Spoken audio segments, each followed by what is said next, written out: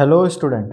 तो आज हम लोग क्वेश्चन नंबर 2 पे मूव करेंगे। लास्ट क्लास में हम लोग ने क्वेश्चन नंबर 1 सॉल्व कर लिया था। आज क्वेश्चन नंबर 2 देखते हैं कि उसमें क्या दिया हुआ है। Enter the following transaction in the journal of the MS Tripathi brothers. ठीक है, ये MS त्रिपाठी ब्रदर्स के कुछ ट्रांजेक्शन्स दिए गए हैं, उसका हमको जर्नल एंट्री पोस्टिंग करनी है। चलिए देखते हैं।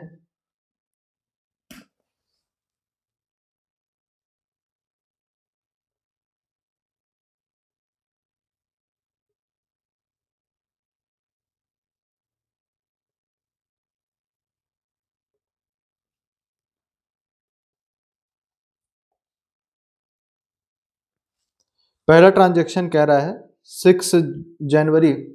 एक काम करो, पहले वो बना लो, फॉर्मेट इसका बना लेते हैं।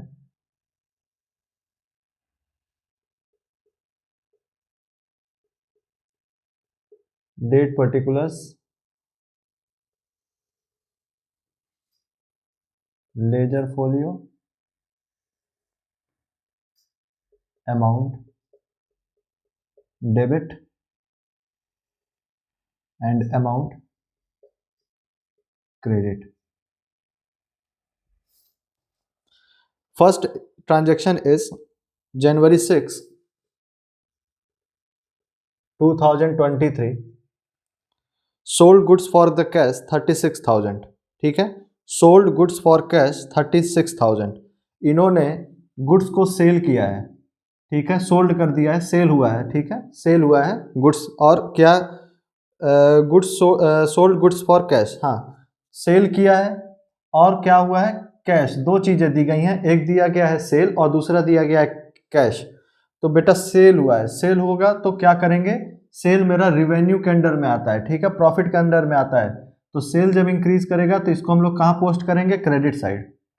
आई बात समझ में। और जब सेल हुआ है तो पैसे आए हैं। ठीक है, क्रेडिट पे सेल नहीं हुआ है, पैसे आए हैं। तो जब पैसे आएंगे तो कैश हमारा इंक्रीज कर रहा है। ठीक है, कैश हमारा इंक्रीज कर रहा है। कैश हमारा क्या होता है, एसेट होता है। ठीक है, एसेट जब इंक्रीज करेगा तो इसको हम पोस्ट करेंगे कहाँ, डेबिट साइड में। आई बात समझ में। तो इसमें दो चीज़ें दिख रही हैं, एक है कैश और दूसरा है सेल। तो सेल जब इंक्रीज करेगा तो सेल जो है हमारा रिवेन्यू के अंडर में आता है। ठीक है, सेल हमारा रिवेन्यू के अंडर में आता है। तो sale will, if sale will increase then it will post in the credit side, and cash will increase then it will post in the debit side. So the entry will be cash account debit to sale. ठीक है, write 36,000 in the debit, 36,000 and 36,000. Okay, narration being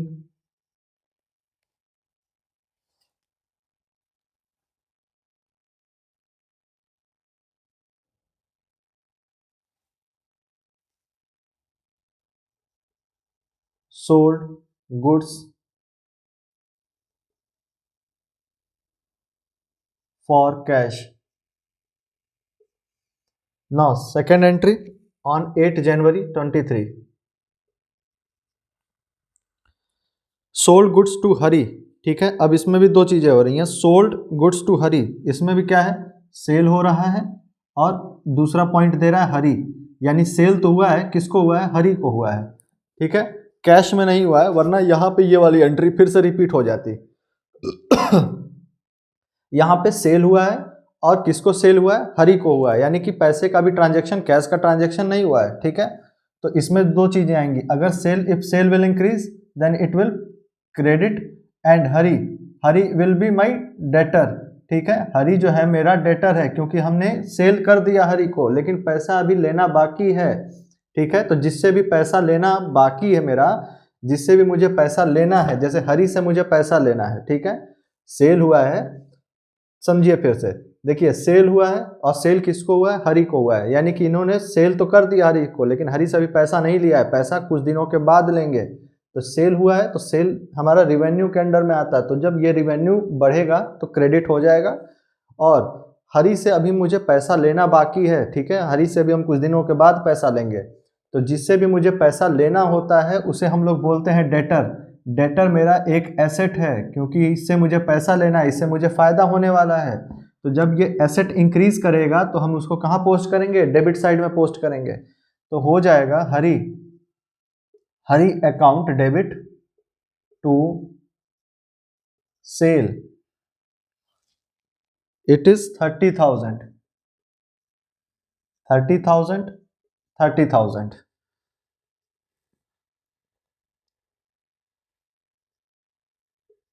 sold goods to Hari. Now the third one is receive cash from Hari. ठीक है, on 14th January 23 it is said that received cash from Hari. हरी से जो हम लोगों ने हरी को cell किया था, ठीक है, हम लोगों ने हरी को जो सेल किया था 30,000 का, इसमें से हरी जो है 18,000 का कैश वो हमें पेमेंट कर रहे हैं, ठीक है, पेमेंट कर रहे हैं। तो पेमेंट करेंगे तो हमारे कंपनी में क्या इंक्रीज करेगा, कैश इंक्रीज करेगा, तो कैश अकाउंट डेबिट कर देंगे। और क्या डिक्रीज करेगा, मेरा डेटर डिक्रीज करेगा। डेटर यानी कि हरी से जो मुझे पैसा लेना था, जो ये हरी मेरे डेटर थे, एसेट थे, अब वो डिक्रीज कर रहा है, क्योंकि पहले 30,000 लेना था, अब उसमें से 18,000 हम माइनस कर देंगे, कितना हो जाएगा, 12,000 हो जाएगा, ठीक है। तो हरी मेरा डिक्रीज कर रहा है, तो यहाँ लिखेंगे to Hari account, how much, 18,000 okay. 18,000 से मेरा डेटर कम हो गया, तो डेटर मेरा एसेट है, एसेट का कम होना क्रेडिट पोस्टिंग करते हैं। अच्छा, receive commission on 26 January, receive commission, तो कमीशन रिसीव हो रहा है तो क्या मुझे मिलेगा, फिर कैश मिलेगा, ठीक है। तो cash account debit to commission हो जाएगा।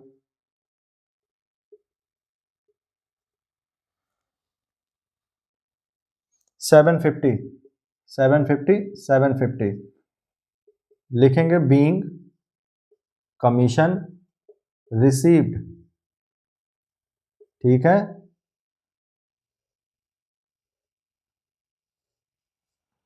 Then 28 January 23, 28 January paid salary to Gopal, ठीक है, पेड सैलरी टू गोपाल 1200, ठीक है। It is said that paid salary to Gopal, so salary account debit, देखिए इसमें क्या हो रहा है कि इसमें दो पॉइंट आ रहे हैं, एक आ रहा है सैलरी और दूसरा आ रहा है गोपाल, ठीक है। देखिए सैलरी मेरा क्या है, salary is my expense and if expense will increase it will goes into the debit side, ठीक है। Salary is my expense and if expense will increase it will goes into the debit side. And salary to Gopal, ठीक है। तो गोपाल जो है, ये जो गोपाल है, अब यहाँ पे गोपाल नहीं लिखेंगे क्योंकि यहाँ पे कोई परचेज और सेल नहीं हो रहा है, ठीक है। तो जब हम सैलरी दे रहे हैं तो हम सैलरी दे रहे हैं तो किस फॉर्म में दे रहे हैं, कैश में दे रहे हैं, ठीक है। कैश में देंगे या बैंक में देंगे, अभी हम कैश लेके चलते हैं, ठीक है। कैश में देंगे, सैलरी हम इसको कैसे दे रहे हैं, कैश में दे रहे हैं। तो सैलरी एक्सपेंस है वो अगर बढ़ रही है तो डेबिट साइड होगी, लेकिन साथ ही साथ हमारे कंपनी से जो कैश है, हमारी कंपनी में जो कैश है वो तो डिक्रीज हो रहा है ना। तो ऐसे कैश मेरा क्या है, एसेट है, कैश मेरा क्या है, एसेट है, और अगर एसेट डिक्रीज होता है तो इट विल क्रेडिट, ठीक है, goes into the credit side. तो so the entry will be salary account debit to cash, ठीक है। 1200 being salary paid. Now the next one is receive cash from Hari 12,000. Now see, on 28, sorry, this is 27 January and this is 28 January, ठीक है। 28 जनवरी receive cash from हरी 12,000।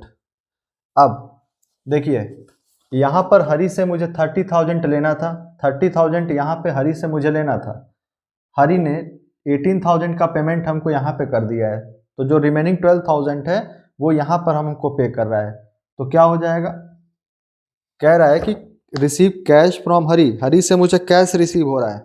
तो जब हरी हमको कोई भी payment करेगा, कोई भी हमको हरी पेमेंट करेगा 12,000 या 10,000, हमारी कंपनी में क्या इंक्रीज करेगा, हमारी कंपनी में कैश इंक्रीज करेगा।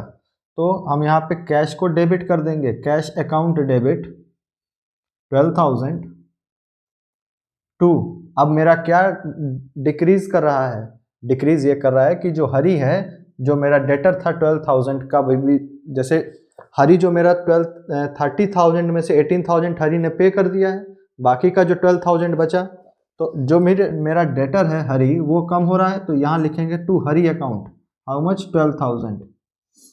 Okay, now the next is 29th January. 29th January,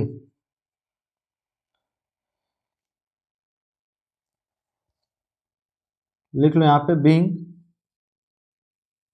cash paid by Hari. Now 29th January, 1 minute देख लें। ठीक है, अब कट रहा है वहां पे, तो हम यहाँ पे लिख देते हैं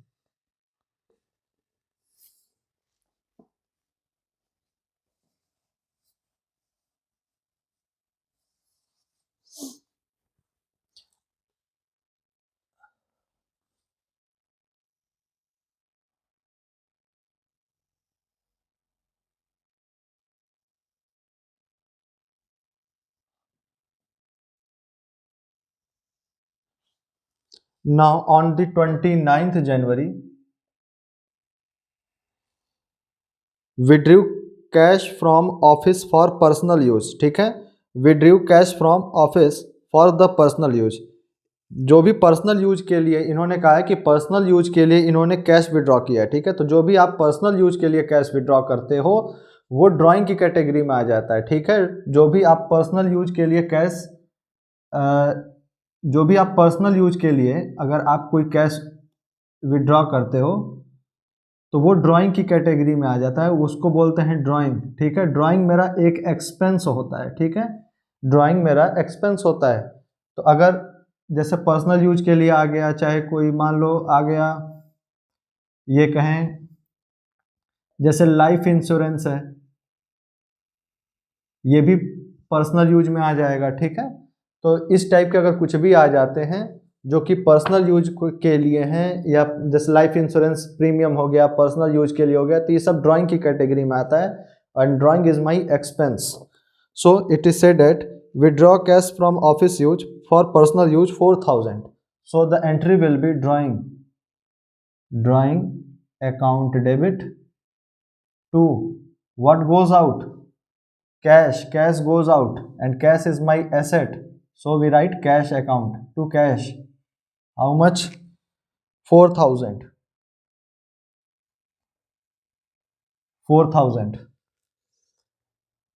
being cash withdraw for personal use।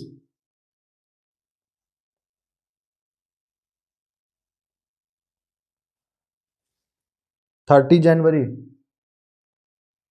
Wages paid. ठीक है, वेजेस पेड इक्वल टू 72,000, तो wages is my expense. Okay, wages और salary, this is all is expense, and if expense will increase it will goes into the debit side। so wages account debit 7,200 to salary account, sorry, to what goes out, cash। ठीक है, what goes out to cash 72,100, sorry, being wage paid। okay, now 30 January bought machine for the cash। 30 January bought machine for cash। okay, in this sentence there is two word machine and second is cash। okay, both are asset। ठीक है, both are asset। अब if company will purchase machine, okay, if company will purchase machine, the asset will increase, so we write asset will increase, so we write machine account 8,000. okay, machine and cash both are asset. okay, so machine, if machine company purchase machine, machine will increase and it will goes into the debit side. To what will goes out? Cash. Or what will decrease? Cash will decrease, so to cash, so we write to cash 8,000. okay, so here the entry is complete. You may do the total. ठीक है, total इसका आएगा 117,150, 117,150, 117, sorry 150. okay, so second question is complete and we move to the next question, question number 4th. ठीक है, I skip the question number 3rd and I move the question number 4. Note कर लीजिए इसको.